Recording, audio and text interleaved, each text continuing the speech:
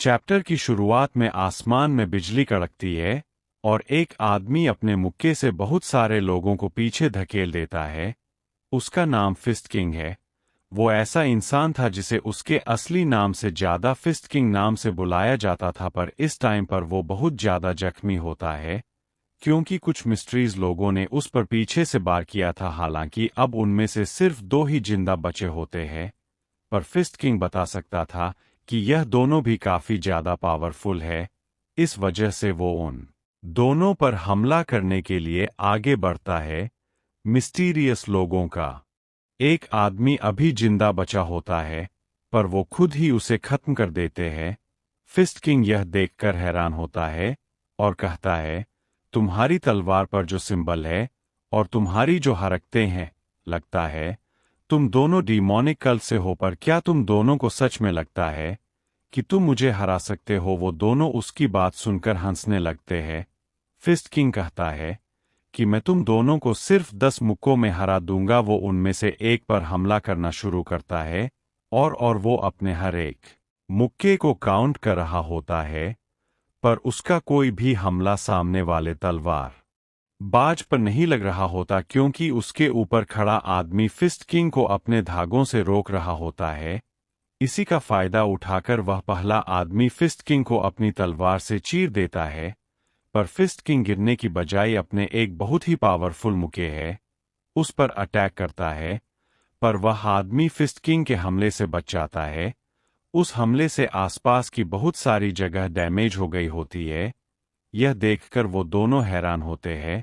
Fist king मरने से पहले भी उनमें से एक को मुक्का मारता है और वो सोचता है, काश मैं इन दोनों को थोड़ा और पीट पाता। इसी के साथ वो मर जाता है, पर जब वह अपनी आंखें खोलता है तो एक नए शरीर में था। उसके सामने एक लड़की खड़ी थी जो कि उसे होश में आता देख वहां के फिजिशियन को बुलाने चली जाती है। फिस्ट किंग वहां पर एक डायरी पड़ी मिलती है, पर उससे डायरी तक भी चला नहीं जा रहा था। उसका यह शरीर बहुत ज्यादा कमजोर था। जब वह डायरी को पढ़ने लगता है तो पढ़कर हैरान हो जाता है क्योंकि इस शरीर का पहला मालिक किसी भी काम का इंसान नहीं था। वो 24 घंटे शराब पीता, जुआ खेलते और अय्याशी करता था। फिस्ट किंग को यह देखकर बहुत गुस्सा आ रहा होता है। वो इस टाइम पर जिस लड़के के शरीर में है, ये लड़का एक मर्चेंट ग्रुप लीडर का फर्स्ट सन है। फिस्ट किंग को यह बात तो समझ आ गई होती है कि यह लड़का एक नंबर का लूजर है, पर उसे यह समझ नहीं आ रहा होता कि वो इस लड़के की शरीर में कैसे आया। क्या उस पर किसी ने काला जादू किया या फिर यह रीइंकार्नेशन में? तभी वहां पर वो लड़की जिस डॉक्टर को बुलाने गई थी, वह डॉक्टर यहां पर आ जाता है और फिस्ट किंग से उसका हालचाल पूछने लगता है। फिस्ट किंग जिसकी बॉडी में होता है उसका नाम ली जिन है।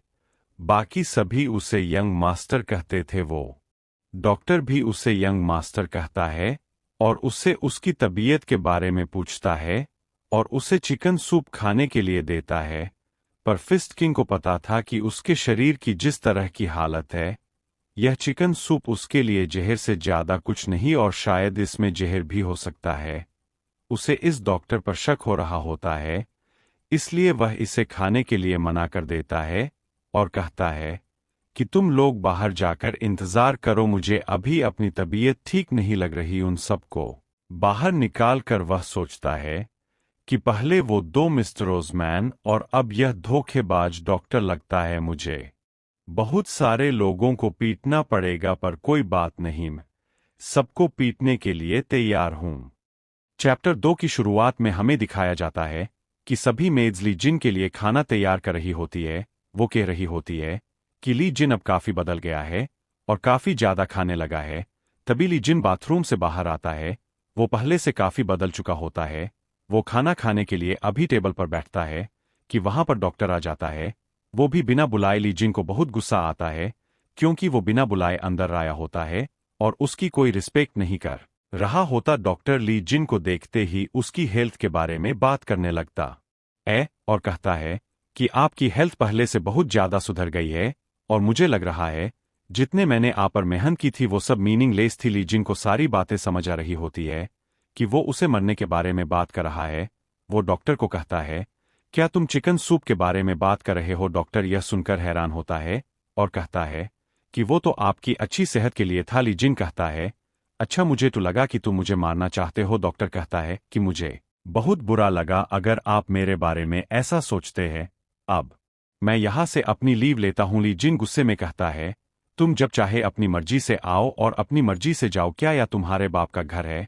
डॉक्टर यह सुनकर हैरान पर हैरान हो रहा होता है, क्योंकि ली जिन ने उससे ऐसे कभी बात नहीं की थी। ली जिन हंसना हुआ कहता है, अरे तो मजाक कर रहा था। वो डॉक्टर को एक लेटर लिखने के लिए कहता है और लेटर में वो लिखने के लिए कहता है कि डॉक्टर मेरा सही तरह से इलाज नहीं कर पाए और उसने मुझे जहर देने की कोशिश की, इसलिए मैंने उन्हें मार दिया। यह सुनकर डॉक्टर शॉक होता उसे समझ आ जाता है कि ली जिन को सब कुछ पता चल गया, पर वो फिर भी नाटक करता हुआ कहता है कि आप क्या बात कर रहे हैं, मुझे कुछ नहीं पता। नहीं। ली जिन अपनी चॉपस्टिक्स को उसकी ओर अटैक करता है, जो कि उसकी गाल को काटते हुए आगे जाती है।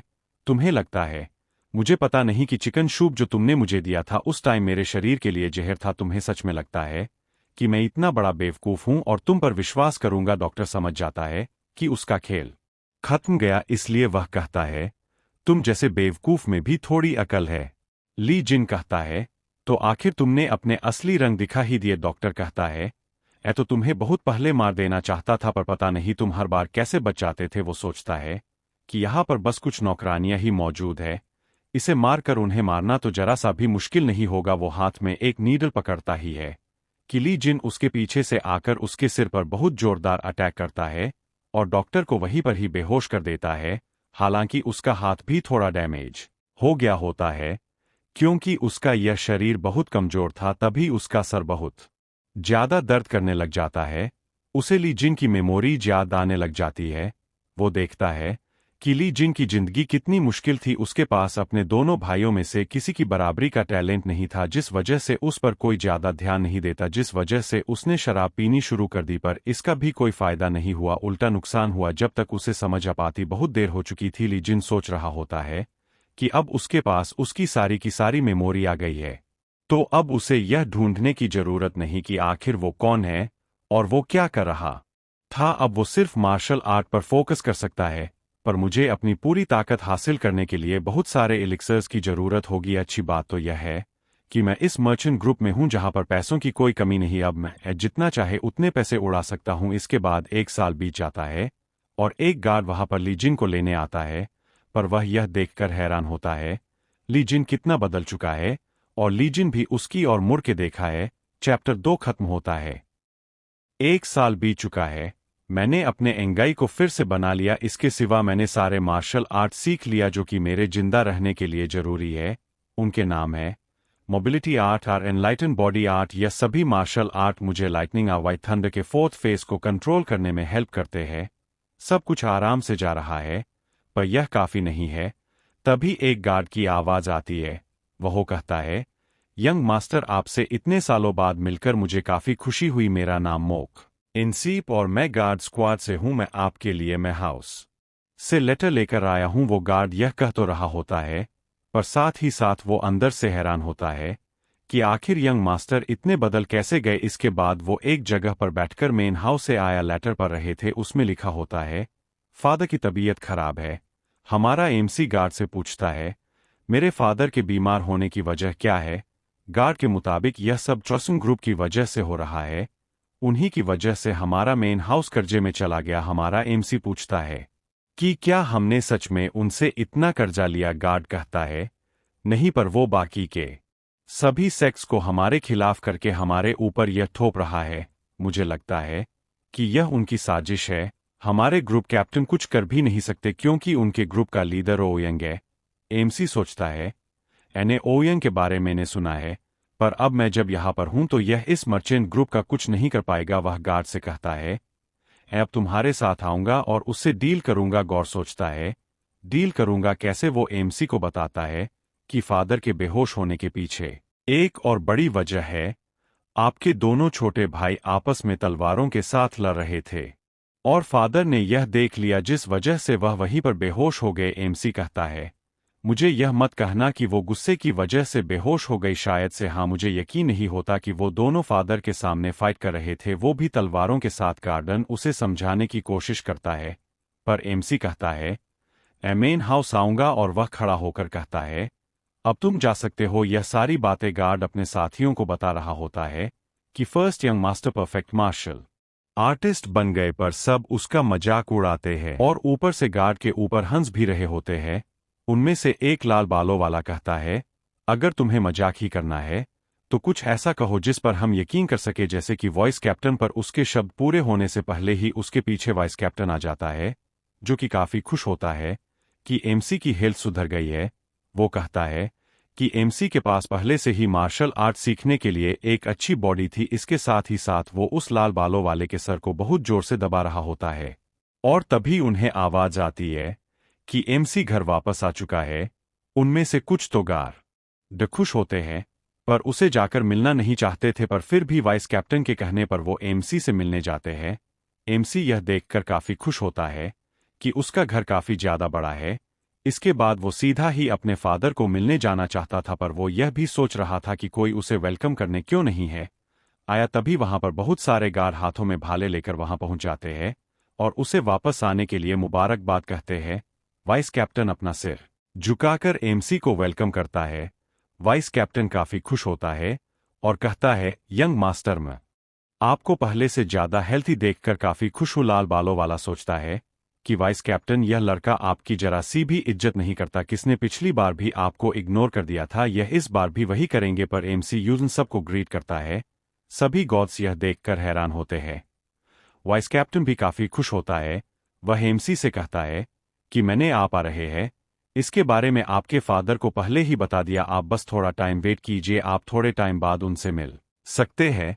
तभी वहां पर एमसी का तीसरा भाई आ जाता है और अपने एमसी को चिढ़ आने लगता है। वह कहता है कि तुम पहले से जरा भी नहीं बदले, और तुम मेरी और कैसे देख रहे हो, अपनी आंखें नीचे करो। वॉइस कैप्टन को पता होता है कि हमारे एमसी का तीसरा भाई पहले उसे मारता था, इसलिए वह बीच में आकर उसे रोकने की कोशिश करता है, पर वो उसके मुंह पर थप्पड़ मार देता है, जिस वजह से एमसी को गुस्सा आ जाता है। एमसी का तीसरा भाई कहता है कि ऐसे बड़ी बड़ी आंखें कर मुझे क्या देख रहा है, आज मैं तुम्हें इतना मारूंगा कि तुम्हारी कभी मेरी आंखों में देखने की हिम्मत नहीं होगी। एमसी उसके गाल पर हाथ लगाता है और उसके मुंह पर एक जोरदार थप्पड़ मारता है। इसके बाद वह उसके कंधे को पकड़कर उसे तोड़ने लगता है। उसके भाई चींफे पूरे घर में गूंज रही होती है और वह एमसी को गाली देने लगता है, जिससे एमसी को और गुस्सा आ जाता है। इसी के साथ चैप्टर 3 खत्म होता है।